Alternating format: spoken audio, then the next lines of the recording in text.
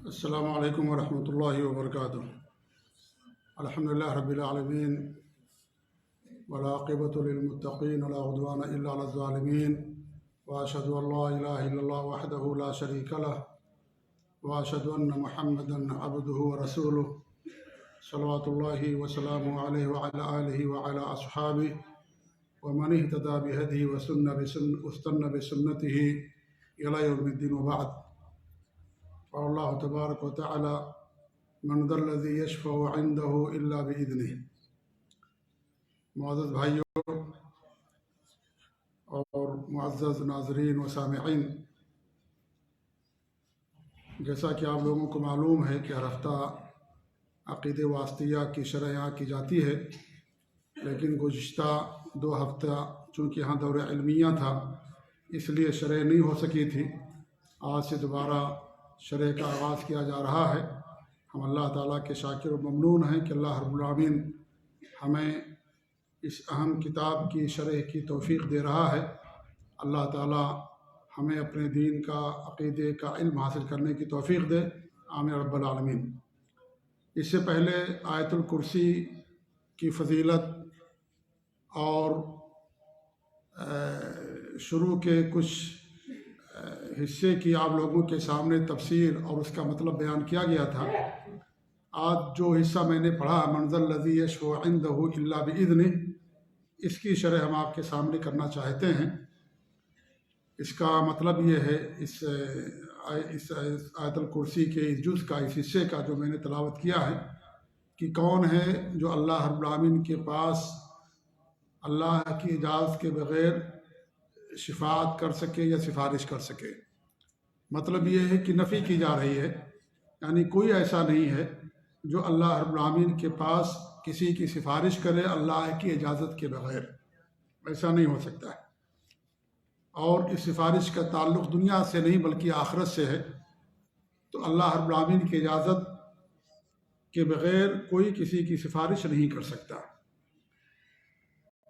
شفاعت اور سفارش کا معاملہ تھوڑا سا یعنی اہم مسئلہ ہے، اس لیے میں تھوڑا تفصیل کے ساتھ اس مسئلے کو آپ لوگوں کے سامنے بیان کر دینا بہتر سمجھتا ہوں، کیونکہ اس مسئلے میں بہت سارے لوگوں نے ٹھوکریں کھائیں، غلطیاں کی اور شفاعت کا غلط معنی اور مفہوم سمجھ لیا، جس کی وجہ سے وہ گمراہیوں کا شکار ہو گئے۔ سفارش کا جو مسئلہ ہے یہ عقیدے سے متعلق ہے، اور شفاعت کا حق اللہ رب العالمین کے علاوہ کسی کے پاس نہیں ہے۔ اللہ تعالیٰ ہی شفاعت کا مالک ہے۔ اللہ رب العالمین نے قرآن کی آیتوں میں فرمایا، اس کے تعلق سے بہت ساری آیتیں ہیں، تو سفارش یا شفاعت کا مالک اللہ رب العالمین ہے۔ اس لیے اگر کوئی شفاعت اللہ کے علاوہ کسی اور سے مانگتا ہے تو اللہ رب العالمین کے ساتھ شرک کا ارتکاب کرتا ہے۔ جیسے کوئی اللہ کے علاوہ کسی اور سے اولاد مانگے، اللہ کے علاوہ کسی اور سے رزق مانگے، یا بیماری سے اللہ کے علاوہ کسی اور سے شفا مانگے، تو یہ سب اللہ تعالیٰ کے ساتھ شرک ہوتا ہے۔ ایسے ہی سفارش کا بھی معاملہ ہے کہ اللہ کے علاوہ کسی اور سے سفارش طلب کرنا، یہ اللہ رب العالمین کے ساتھ شرک ہے۔ اس لیے سفارش کا مسئلہ سنگین ہے، اہم مسئلہ ہے، اس کا سمجھنا ہمارے لیے ضروری ہے۔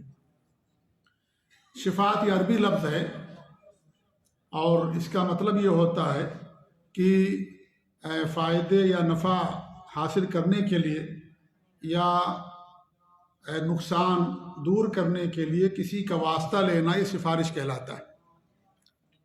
نفع فائدہ کے لیے یا کوئی نقصان پہنچ رہا ہے کسی سے، تو اس نقصان کو دور کرنے کے لیے آپ کسی کا واسطہ لیں، اس کو شفاعت کہا جاتا ہے۔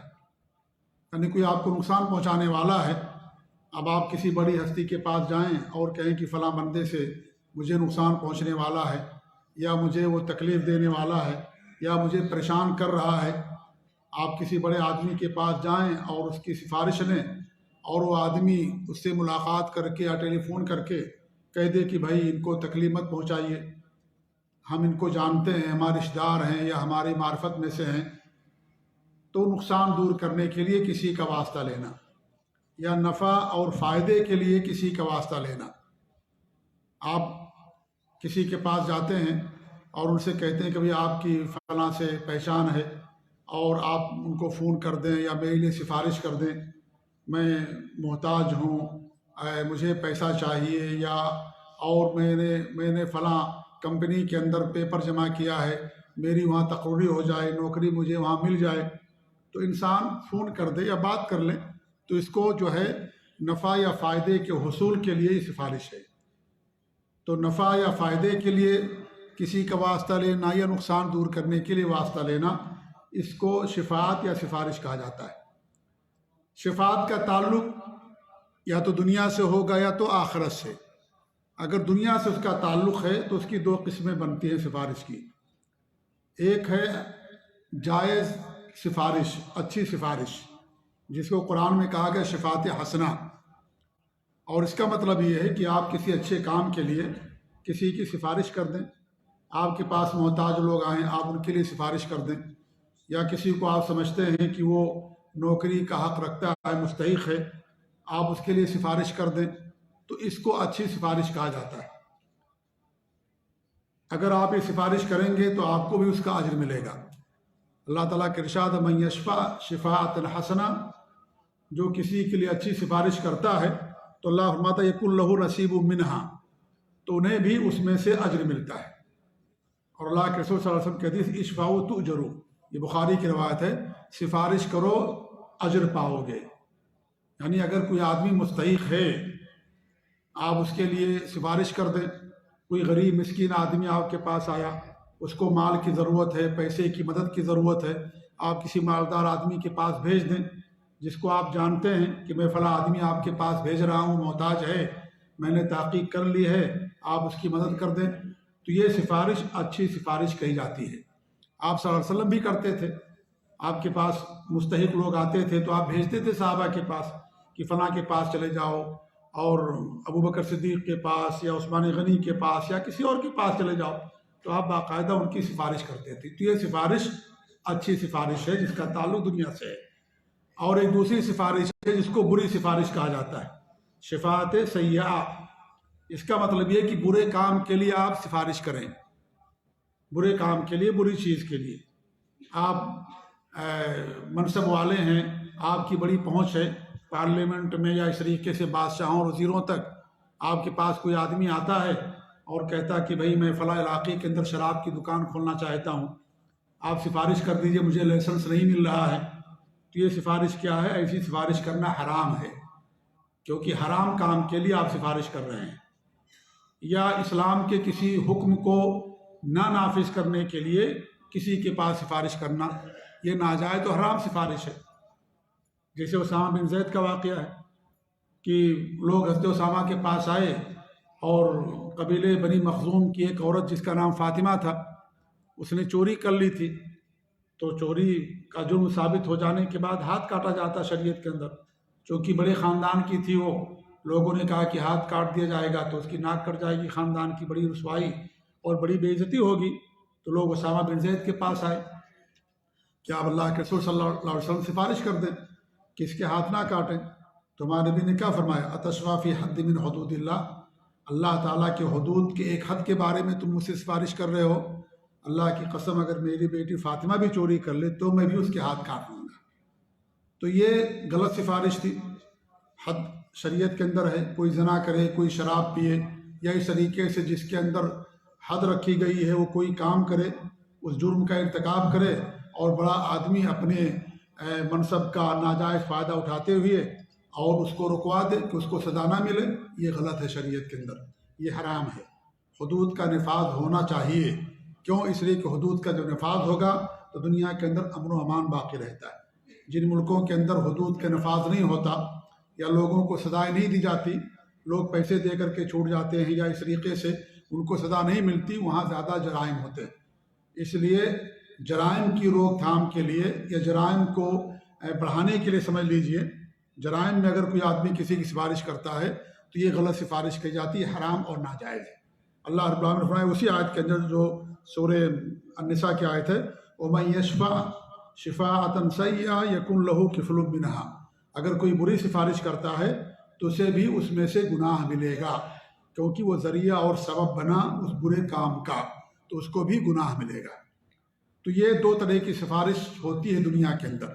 آخرت میں بھی دو طرح کی سفارش ہے۔ ایک ایسی سفارش جو منفی سفارش ہے، باطل سفارش، اور اس کا مطلب یہ ہے کہ مکہ کے مشرکین یا کفار جو یہ عقیدہ رکھتے تھے کہ ہمارے جو خدا ہیں یا جن کو وہ پوچھتے تھے وہ قیامت کے دن ہماری سفارش کریں گے، کہا کرتے تھے ہؤلاء شفعاؤنا عند اللہ، یہ سب اللہ کے نزدیک ہمارے سفارشی ہیں، سفارش کرتے ہیں ہماری۔ تو یہ سفارش باطل سفارش ہے۔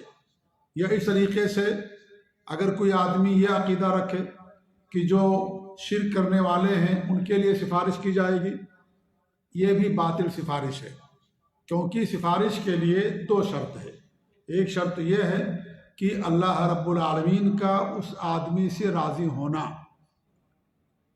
جس کے لیے سفارش کی جا رہی ہے، اور جو سفارش کرنے والا اس سے بھی اللہ کا راضی ہونا، اور دوسری شرط یہ ہے کہ اللہ رب العالمین کی طرف سے اجازت کا ملنا۔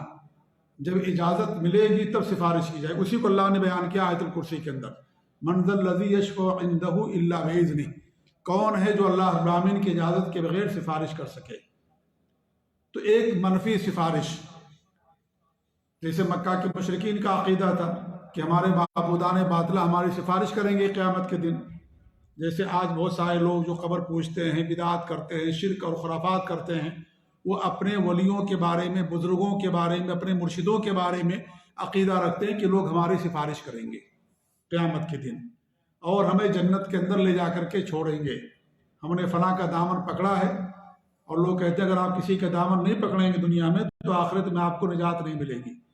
اسی لوگ پیروں سے، فقیروں سے اور بزرگوں سے بیعت کرتے ہیں اور یہ سمجھتے ہیں کہ لوگ ہمیں قیامت کے دن نجات دلائیں گے اور جہنم سے بچائیں گے۔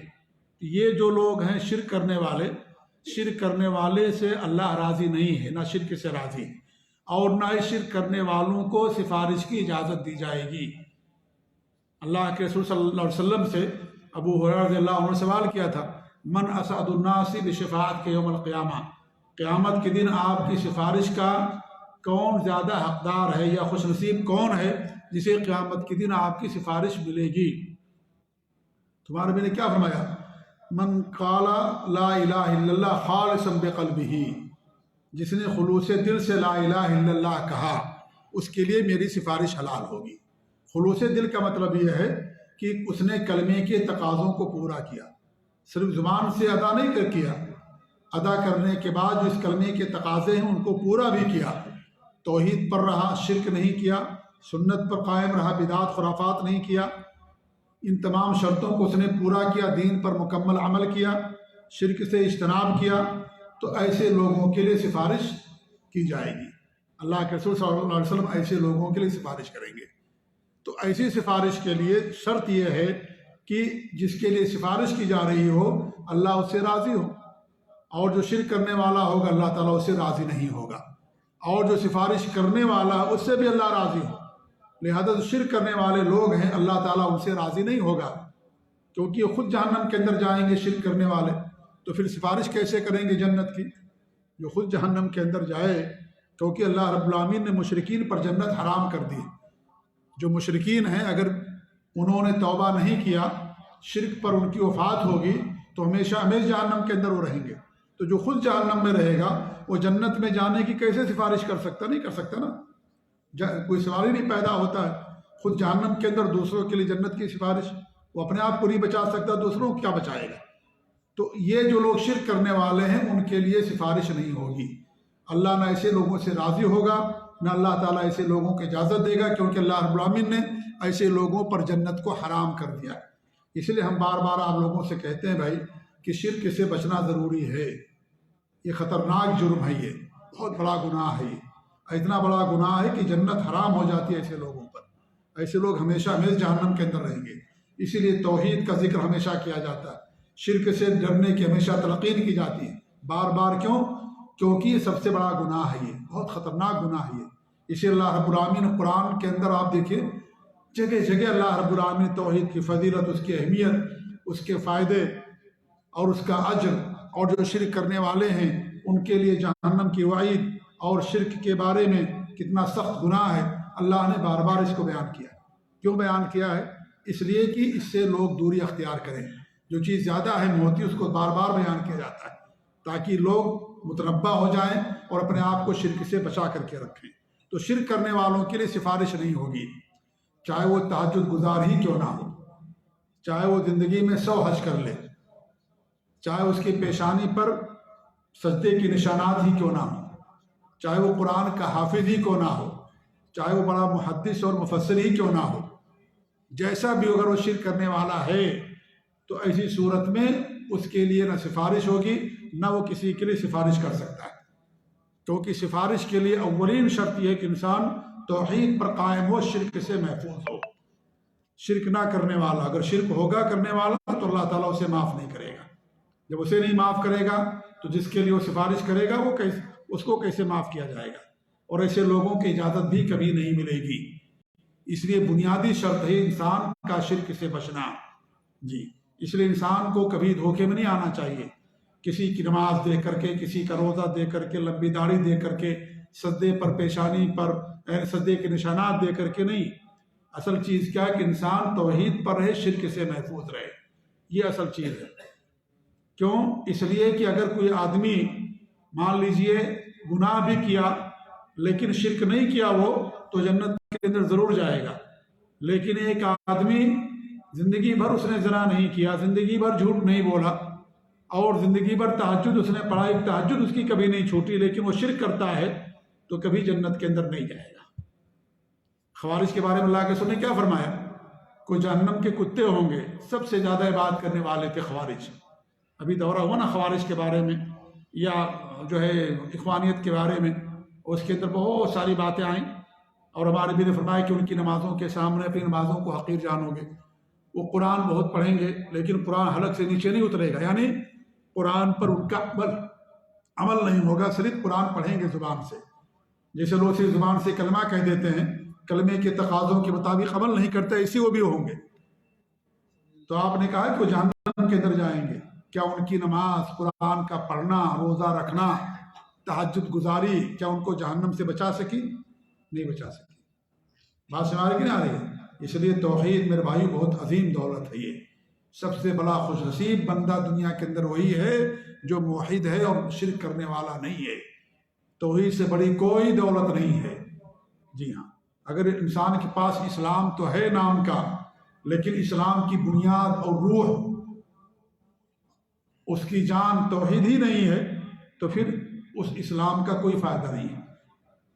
آج کا جو اسلام ہے یا جن لوگوں نے اسلام بنا دیا، آپ دیکھیں اسلام کے دعوے دار ہیں لیکن کفر کرتے ہیں، شرک کرتے ہیں، بدعت اور خرافات اور شرک کے اندر ان کی پوری زندگی گزرتی ہے۔ یہ اسلام انسان کو فائدہ نہیں پہنچائے گا۔ وہ اسلام جو اللہ رب العالمین نے اپنے نبی کو دیا، اس اسلام کے ماننے والے ہوں گے جس اسلام کے اندر شرک کی ذرہ برابر گنجائش نہیں ہے، تب ایسے لوگوں کے لیے نجات ہوگی۔ تو ایک تو باطل اور منفی شفاعت جو مکہ کے مشرکین کا عقیدہ تھا، یہ آج کے اہل باطل قبر پرست لوگوں کا عقیدہ ہے کہ ہمارے پیر صاحب، ہمارے بزرگ صاحب ہماری سفارش کر دیں گے، ہمیں عمل کی ضرورت نہیں ہے، ہم سب جنت کے اندر چلے جائیں گے۔ یہ باطل اور منفی سفارش ہے۔ اللہ رب العالمین نے قرآن کے اندر اس کو جگہ جگہ بیان کیا ہے، بڑی کثرت سے بیان کیا ہے، کیونکہ اس کے اندر اکثر لوگ بہک گئے، اکثر لوگ دھوکے کا شکار ہیں، فریب کے اندر مبتلا ہے کہ سب ہمارے لوگ ہماری سفارش کر دیں گے، ہم نے فلاں کا دامن پکڑ لیا ہے، اب ہمیں کچھ اور کرنے کی ضرورت نہیں ہے۔ نبی کا دامن پکڑیں گے، توحید کا دامن پکڑیں گے، سنت کا دامن پکڑیں گے، شرک سے اپنے دامن کو، اپنے آپ کو بچائیں گے، تب جنت ملے گی۔ انسان کا کسی کا دامن پکڑنے سے انسان کو جنت نہیں ملتی۔ تو اس ایک ہے منفی سفارش، اور دوسری ہے ثابت شدہ سفارش۔ ثابت شدہ سفارش کیا ہے؟ وہ یہ ہے کہ اللہ رب العالمین قیامت کے دن اپنے موحدین بندوں میں سے انہیں اس بات کی اجازت دے گا کہ وہ اللہ کے موحدین بندوں کے لیے سفارش کریں۔ وہ موحدین بندے کون ہوں گے جو سفارش کرنے والے ہیں؟ وہ انبیاء میں سے ہوں گے، نیک لوگوں میں سے ہوں گے، شہداء ہوں گے، اور متقی پرہیزگار ہوں گے، شرک نہ کرنے والے ہوں گے۔ یہ لوگ سفارش کریں گے قیامت کے دن۔ کن کے بارے میں سفارش کریں گے؟ جو نیک لوگ ہیں، موحدین ہیں، شرک نہ کرنے والے ہیں، متقی پرہیزگار لوگ ہیں، ایسے لوگوں کے لیے سفارش کریں گے۔ یہ ثابت شدہ سفارش ہے، اس لیے شفاعت نہ تو کلی طور پر سب کے لیے ثابت ہے، اور نہ یہ ہے کہ سفارش وغیرہ نہیں ہوگی بلکہ ہوگی سفارش۔ لیکن یہ جو سفارش ہوگی یہ وہ سفارش ہوگی جس کے لیے توحید شرط ہے، اور یہ دو طرح کی سفارش ہوگی۔ عام سفارش جو ہے دو طرح کی، یا بلکہ آپ یہ سمجھ لیں کہ جو آخرت کے اندر سفارش ہے اس کی دو قسم ہے۔ جو ثابت شدہ سفارش، ایک تو منفی سفارش ہو گئی، باطل سفارش جس کا کوئی وجود نہیں ہے اور اس کو سفارش نہیں ہوگی، اور ایک سفارش کیا ہے؟ ثابت شدہ سفارش۔ اب ثابت شدہ سفارش کی بھی دو قسمیں ہیں، میں تفصیل اس لیے بیان کر رہا ہوں کہ مسئلہ بڑا گنجلک ہے، ہمارے یہاں بہت زیادہ اس کے بارے میں لوگ شرک کے اندر ملوث ہیں، اور باقاعدہ وہ اللہ تعالیٰ سے سفارش مانگنے کے بجائے اپنے بزرگوں سے، ولیوں سے، نبیوں سے سفارش مانگتے ہیں۔ کیا کہتے ہیں کہ نبی صلی اللہ علیہ وسلم قیامت کے دن میری سفارش کرنا، ایسا مانگنا، ایسا کہنا شرک ہے۔ یہ ایسے جیسے کوئی کہے کہ اے نبی آپ مجھے اولاد دے دیجیے، اے نبی مجھے رزق دے دیجیے، اے نبی میں بیمار ہوں آپ مجھ کو شفا دے دیجیے۔ وہ اسی ہے جیسے کوئی کہتا ہے اے نبی مجھے سفارش کر، قیامت کے دن میری سفارش کر دینا۔ سفارش کا مالک اللہ تعالیٰ، لہذا اللہ سے مانگی جائے گی سفارش۔ کیسے آپ کو دعا کرنا چاہیے ہم کو؟ اے اللہ تعالیٰ تو قیامت کے دن اپنے نبی صلی اللہ علیہ وسلم کی سفارش نصیب فرما۔ اس طریقے سے آپ کو دعا کرنی چاہیے، ہم کو دعا کرنی چاہیے۔ اے اللہ رب العالمین تو قیامت کے دن اپنے نبی کے حوض سے پانی نصیب فرما۔ آپ اگر یہ مانگتے ہیں اے نبی قیامت کے دن مجھے پانی پلا دینا، یہ شرک ہو جائے گا، کیونکہ نبی اس کے مالک نہیں ہیں، نبی سفارش کے مالک نہیں ہیں، نبی کو اللہ رب العالمین نے چیز کا اختیار نہیں دیا تھا، اس لیے دعا کرنا حرام ہے، یہ شرک ہے۔ اس لیے میں بتا رہا ہوں آپ لوگوں کو، ایسی دعا کرنا شرک ہے اللہ تعالیٰ کے ساتھ، جیسے کوئی اللہ تعالیٰ کے علاوہ کسی اور سے اولاد مانگے، ٹھیک ہے؟ کیسے دعا کریں گے؟ اللہ تعالیٰ تو قیامت کے دن اپنے نبی کی سفارش نصیب فرما، اپنے موحدین اور نیک بندوں کی سفارش نصیب فرما، یہ انسان کہہ سکتا ہے، لیکن ڈائریکٹ سفارش کسی سے مانگنا یہ حرام ہے۔ تو سفارش ایک ثابت شدہ سفارش ہے، ٹھیک ہے، اور اور اس کی دو قسم ہے۔ ایک یہ ہے کہ یہ عام سفارش، عام سفارش مطلب یہ ہے کہ اللہ کے جو نیک بندے ہیں، چاہے وہ انبیاء ہوں، موحدین ہوں، متقی پرہیزگار ہوں، فرشتے ہوں، یہ شہداء ہوں، یہ کیا کریں گے؟ قیامت کے دن سفارش کریں گے۔ کن لوگوں کی سفارش کریں گے؟ دو طرح کی سفارش کریں گے۔ یہ پہلی ایک سفارش یہ ہوگی کہ اللہ کے وہ بندے جو موحدین ہیں، انہوں نے شرک نہیں کیا تھا لیکن ان سے گناہ ہوا تھا، بڑے بڑے گناہ کیا، شرک نہیں کیا، بڑے گناہ کیا انہوں نے، اور حساب و کتاب ہو گیا، اب وہ جہنم کے مستحق ہو گئے، جہنم کے اندر جائیں گے۔ تو اللہ تعالیٰ سے ایسے لوگوں کے بارے میں سفارش کریں گے کہ اللہ رب العالمین ان لوگوں کو جہنم میں داخل مت کر، جنت میں داخل کر دے، کیونکہ انہوں نے شرک نہیں کیا، اور ان گناہوں کو اللہ تعالیٰ معاف کر دے، چوری کیا، بےایمانی کیا، جھوٹ بولا، اس طریقے سے اور کوئی گناہ کیا جو بڑے گناہ ہیں، تو سفارش کریں گے کہ اللہ تعالیٰ چونکہ اس بندے نے تیرے ساتھ شرک نہیں کیا، توحید پر قائم رہا، توحید کی دولت اس کے پاس تھی، شرک اس نے نہیں کیا، تو اللہ تعالیٰ اس کے ان گناہوں کو تو معاف کر دے۔ ایک یہ سفارش ہوگی۔ دوسری وہ سفارش ہوگی کہ اللہ کے جو موحدین بندے جنہوں نے شرک نہیں کیا لیکن اپنے گناہوں کی وجہ سے جہنم کے اندر چلے گئے، تو اللہ سے سفارش کریں گے کہ اللہ تعالیٰ کو تو جہنم سے نکال دے۔ آپ دیکھیں دونوں جگہوں پر کن لوگوں کے لیے سفارش کی جائے گی؟ موحدین کے لیے، مشرکین کے لیے سفارش نہیں کی جائے گی۔ اب مشرکین کسی کیٹیگری کے ہو سکتے ہیں، چاہے وہ اسلام کا نام لینے والے ہوں یا اسلام میں داخل ہی نہیں ہوئے، وہ اصلی کافر ہیں، اصلی مشرک ہیں، یا اسلام کا نام لینے والے ہیں لیکن شرک کرنے والے ہیں، لیکن توبہ نہیں کیا انہوں نے، تو ایسے لوگوں کے لیے سفارش نہیں کی جائے گی۔ موحدین کے لیے سفارش ہوگی، وہ موحدین جو گناہ بڑا کیے، بڑے گناہ کا ارتکاب ہوا ان سے لیکن شرک سے بچے رہے، ایسے لوگوں کے لیے سفارش کی جائے گی۔ یہ کون کرے گا؟ اللہ کے انبیاء کریں گے، نیک بندے کریں گے، ہمارے نبی صلی اللہ علیہ وسلم بھی کریں گے ایسے لوگوں کے لیے سفارش، اور بھی جو متقین اور شہداء، صالحین اور فرشتے ہیں وہ ایسے لوگوں کے لیے سفارش کریں گے، ٹھیک ہے، ایسے دو لوگوں کے لیے۔ تو یہ تو دو طرح کی سفارش ہو گئی جو عام سفارش ہے۔ اور ایک سفارش ہے جو خاص سفارش ہے. یہ خاص شفاعت کس کے ساتھ؟ ہمارے نبی کے ساتھ خاص ہے. یہ اللہ رب العالمین کی طرف سے ہمارے نبی کے لیے اعزاز ہوگا، تکریم ہوگی، کیونکہ تمام نبیوں کے سردار آپ صلی اللہ علیہ وسلم ہیں. اللہ رب العالمین نے آپ کو دنیا کے اندر بہت ساری خصوصیات عطا کی تھیں. انہی میں سے قیامت کے دن بھی اللہ رب العالمین آپ کو بہت ساری خصوصیات عطا کرے گا. تو یہ ایک کچھ سفارشیں ایسی ہیں جو ہمارے نبی کے ساتھ خاص ہیں.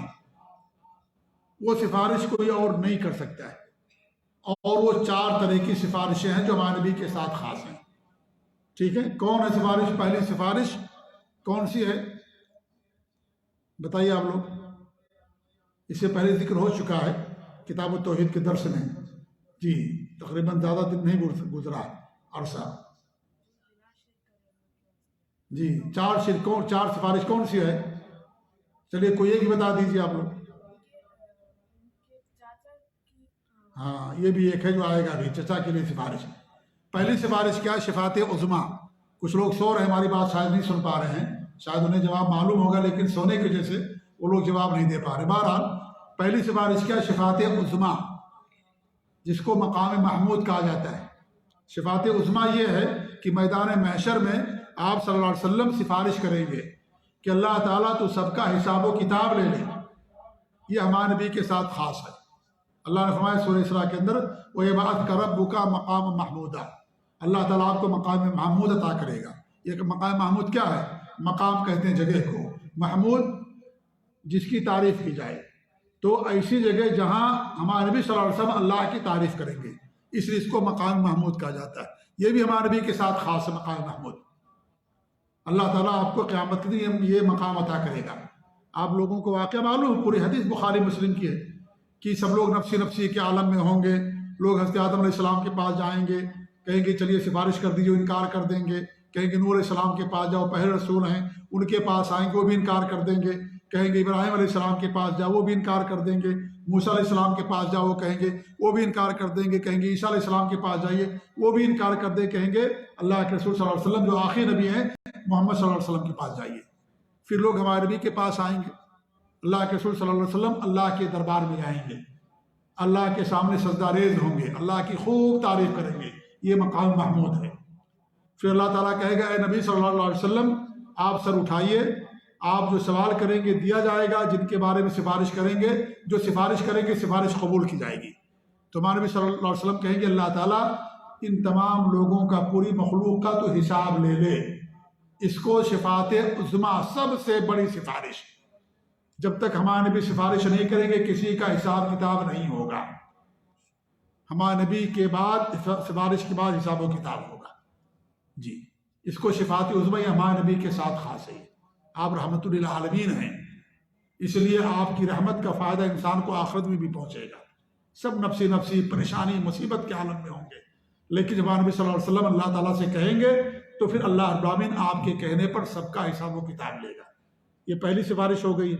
دوسری سفارش یہ ہے کہ حساب و کتاب ہو جائے گا، یہ لوگ جنت کے اندر جائیں گے، سب حساب کتاب ہو گیا، لیکن جنت کے تمام دروازے بند رہیں گے. تمام جنتی جنت کے دروازوں پر کھڑے ہوں گے، انتظار کر رہے ہوں گے کہ جنت کے دروازے کھول دیے جائیں اور سب جنت کے اندر چلے جائیں، لیکن جنت کے دروازہ نہیں کھلے گا. ہمارے نبی صلی اللہ علیہ وسلم یہاں بھی سفارش کریں گے، کہیں کہ اللہ تعالیٰ تو جنت کے دروازوں کو جنتیوں کے لیے کھول دے. تو اللہ رب العالمین کیا کرے گا؟ جنت کا دروازہ سب کے لیے کھول دے گا. یہ سفارش ہمارے نبی کے ساتھ خاص. اور یہ جو جنت کے دروازے کھولنے کے لیے، یہ نہیں کہ صرف ہمارے آپ کی امت ہی کے ساتھ نہیں، بلکہ پوری مخلوق کے ساتھ ہی ہے. چاہے حضرت آدم کا امتی ہو، حضرت نوح اور حضرت موسیٰ، کسی بھی نبی کا امتی ہو، کوئی شخص جنت کے اندر نہیں جائے گا جب تک ہمارے نبی صلی اللہ علیہ وسلم اس کے لیے جنت کے دروازے کھولنے کے لیے سفارش نہیں کریں گے. سب کے لیے، یہ نہیں کہ اپنی امت کے لیے صرف نہیں، پوری مخلوق کے لیے. جو جنت کا پروانہ جسے مل گیا، جنت جو مستحق ہو گیا، دروازے نہیں کھولے جائیں گے جب تک ہمارے نبی صلی اللہ علیہ وسلم سفارش نہیں کریں گے. ٹھیک ہے، یہ دوسری سفارش ہمارے نبی کے ساتھ خاص. تیسری سفارش کیا ہے؟ جو لوگ جنت کے اندر چلے جائیں گے ان کے مقام اور مرتبے میں اضافے اور بڑھوتری کی سفارش.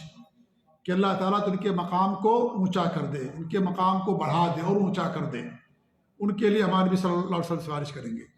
جن کے لیے سفارش کریں گے وہ آپ کی امت کا بھی بندہ ہو سکتا ہے، فرد ہو سکتا ہے، اور دیگر امتوں کا بھی فرد ہو سکتا ہے۔ تو آپ صلی اللہ علیہ وسلم ان کے لیے بھی سفارش کریں گے کہ اللہ تعالیٰ ان کے مقام کو تو بلند کر دے۔ کتنی سفارش ہو گئی؟ 3 ہوگی۔ چوتھی کون سی ہے؟ جو اس بچے نے بتایا، کیا ہے کہ آپ صلی اللہ علیہ وسلم اپنے چچا، مہربان چچا ابو طالب کے لیے سفارش کریں گے۔ ابو طالب کے لیے آپ کی سفارش خاص ہوگی، آپ کسی اور کے لیے سفارش نہیں کریں گے، کسی مشرک کے لیے، صرف ان کے لیے سفارش کریں گے۔ لیکن جو سفارش ہوگی وہ کس طرح کی ہوگی؟ جہنم میں ہلکا عذاب دینے کی سفارش۔ یہ نہیں کہ ان کو جہنم سے نکالنے کی سفارش نہیں، کیونکہ وہ جہنم کے مستحق ہیں، جہنم ہی کے اندر رہیں گے۔ اگرچہ انہوں نے ہمارے نبی کی بڑی مدد کی، بڑا ساتھ دیا، اور جب تک وہ زندہ رہے، ابو طالب جب تک زندہ رہے، قریش نے آپ کو کوئی زیادہ تکلیف نہیں پہنچائی، کیونکہ قریش کے سردار تھے ابو طالب، سب ان کا احترام کرتے تھے، ان کی بات مانتے تھے، سردار تھے قریش کے وہ، تو بڑی مدد کی انہوں نے اور بڑا ساتھ دیا نبی کا، لیکن کلمہ پڑھنے کی توفیق نہیں ملی۔ عباس رضی اللہ تعالیٰ عنہ جو ابو طالب کے بھائی تھے، ہمارے نبی صلی اللہ علیہ وسلم کی چچا، انہوں نے بھی اسلام قبول کیا، لیکن بعد میں فتح مکہ کے موقع پر انہوں نے اسلام قبول کیا۔ کنہوں نے؟ عباس رضی اللہ تعالیٰ عنہ نے۔ جب وہ مدینہ کے اندر آئے تو ہمارے نبی سوال کیا، کہا کہ ہمارے بھائی نے آپ کی بڑی مدد کی تھی اور بہت ساتھ دیا تھا، کیا ساتھ دینے کا کوئی ان کو فائدہ ہوگا؟ تو ہمارے نبی نے کہا کہ اگر میں نہ ہوتا تو جہنم کے سب سے نچلے طبقے کے اندر ہوتے، لیکن میری وجہ سے اللہ رب العالمین ان کو عذاب کے اندر ہلکا پن کرے گا۔ کیا ہلکا پن کرے گا؟ کہ ان کے قدم کے نیچے جہنم کی آگ کے 2 انگارے ہوں گے بڑے بڑے، جس سے ان کا دماغ پکے گا۔ لیکن انہیں سب سے ہلکا عذاب ہے یہ، جہنم کا سب سے ہلکا عذاب، کہ ان کے قدم کے نیچے 2 جہنم کے آگ کے انگارے ہوں گے، جس سے ان کا دماغ کھولے گا، جیسے ہنڈی کھولتی ہے نا جب پانی پکتا ہے، اس طریقے سے ان کا دماغ کھولے گا۔ تو وہ جہنم کے اندر ہی رہیں گے، کیونکہ جہنم کے اندر درکات ہے نا، ہے کہ نہیں؟ سب سے بڑا عذاب یا بڑی سزا کن کو ملے گی؟ منافقین کو ملے گی، جی ہاں، اور سب سے کم سزا ابو طالب کو ملے گی، کیونکہ انہوں نے اللہ کے رسول صلی اللہ علیہ وسلم کی خلیل اور اللہ کے نبی صلی اللہ علیہ وسلم کی بڑی مدد کی تھی، تو اللہ رب العالمین اس کی وجہ سے ان کے عذاب کے اندر تخفیف کرے گا۔ لیکن چونکہ مسلمان نہیں ہوئے تھے، وہ کلمہ نہیں پڑھا، اور اللہ رب العالمین کا وعدہ ہے کہ اللہ نے جنت حرام کر دی مشرکین کے لیے، اس لیے وہ جنت کے اندر نہیں جائیں گے، لیکن ان کے عذاب کے اندر تخفیف رہے گی۔ بخاری کی حدیث ہے کہ جب ابو طالب کی وفات کا وقت آیا تو آپ صلی اللہ علیہ وسلم کے پاس گئے، اور اس وقت ابو جہل اور اس طریقے سے جو قریش کے بڑے بڑے لوگ تھے سب موجود تھے۔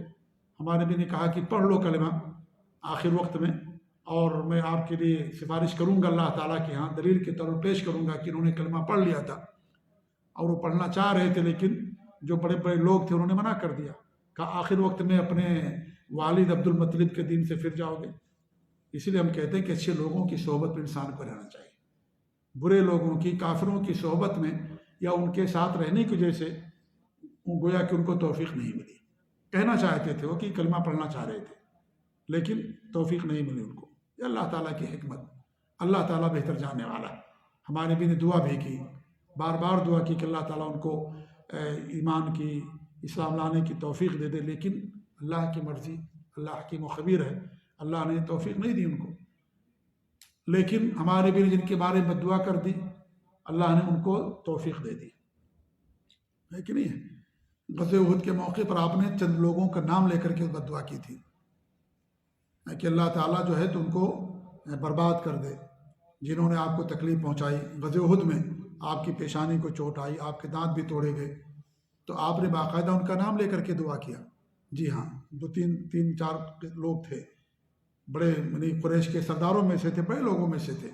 اللہ رب العالمین باقاعدہ آیت اتاری، لیس لک من الامر شیء، آپ کو کسی چیز کا اختیار نہیں ہے، یا تو اللہ تعالیٰ ان کو توبے کی توفیق دے دے یا ان کو عذاب دے، آپ کو کسی چیز کا اختیار نہیں۔ یہی لوگ فتح مکہ کے موقع پر سب اسلام قبول کر لیے، جن کے لیے ہمارے نبی نے بد دعا کی تھی، لیکن جن کے لیے ہمارے نبی نے زندگی بھر دعا کی۔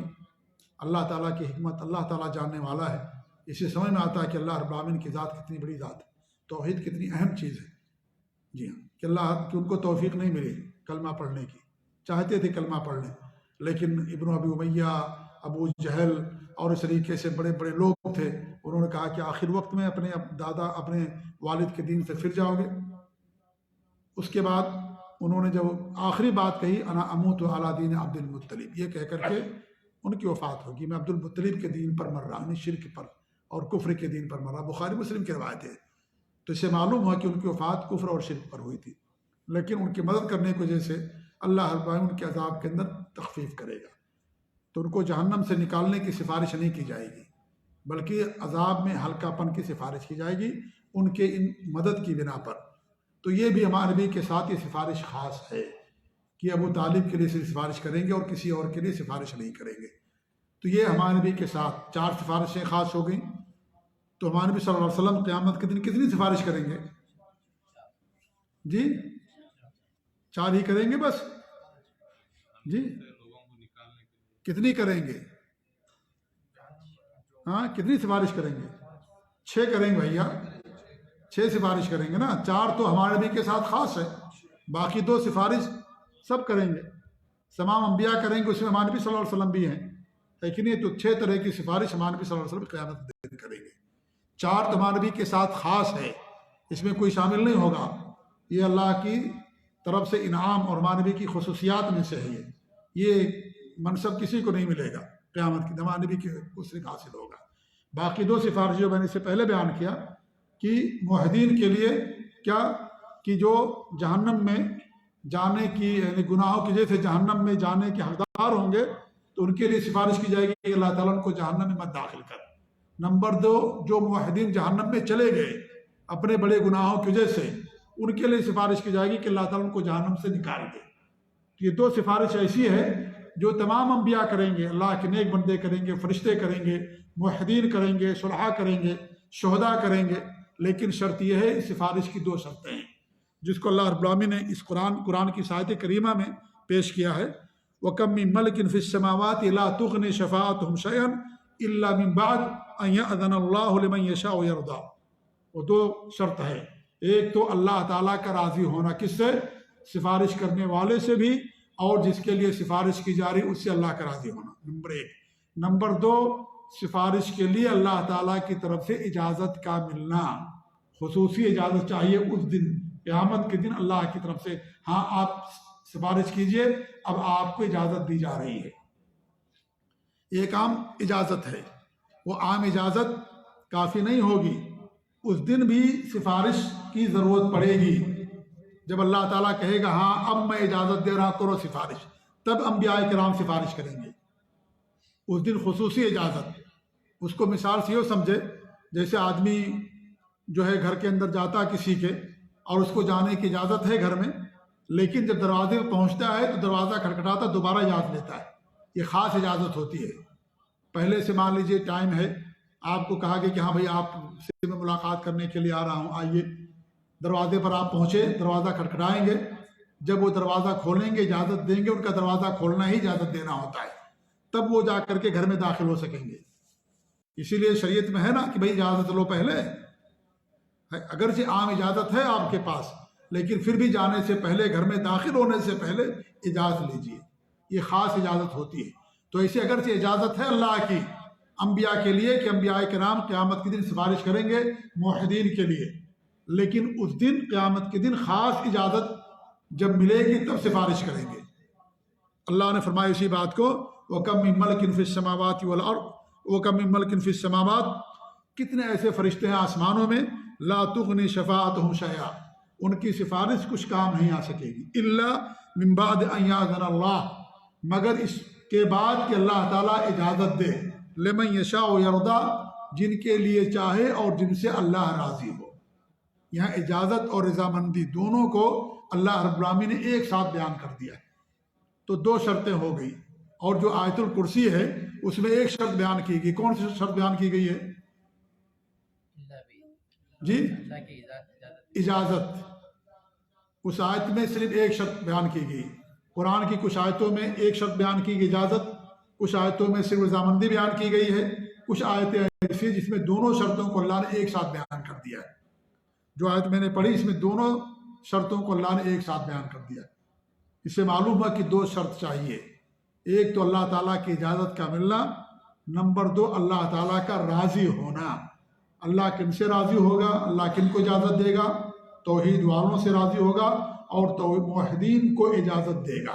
باقی جو شرک کرنے والے ہیں وہ سب کٹ جائیں گے، چھٹ جائیں گے، ان کو سفارش کرنے کا حق نہیں ملے گا، نہ موقع ملے گا، کیونکہ نہ اللہ شرک سے راضی ہے، نہ اللہ تعالیٰ مشرکین سے راضی۔ مشرکین سب سے بڑے ظالم ہیں، سب سے برے لوگ ہیں جو اللہ تعالیٰ کے ساتھ شرک کرنے والے۔ جی ہاں، اللہ تعالیٰ ایسے لوگوں سے کبھی راضی نہیں ہوگا۔ لہذا اگر اللہ تعالیٰ سے آپ کو اجازت کی چاہیے سفارش کے لیے تو توحید پر قائم رہنا ضروری ہے، شرک سے بچنا ضروری، تبھی لوگوں کی سفارش کی جائے گی۔ تو یہ شفاعت کا مسئلہ تھا جو میں نے آپ لوگوں کے سامنے قدر تفصیل کے ساتھ بیان کیا، کیونکہ اس کی میں سمجھتا تھا کہ ضرورت تھی۔ اللہ تعالیٰ سے دعا ہے کہ اللہ رب العالمین ہم سب کو عقیدہ توحید کے مسائل اور احکام کو جاننے کی توفیق عنایت فرمائے۔ اللہ ہم سب کو توحید پر قائم رکھے، توحید خالص پر۔ اللہ تعالیٰ ہم سب کو شرک سے محفوظ رکھے۔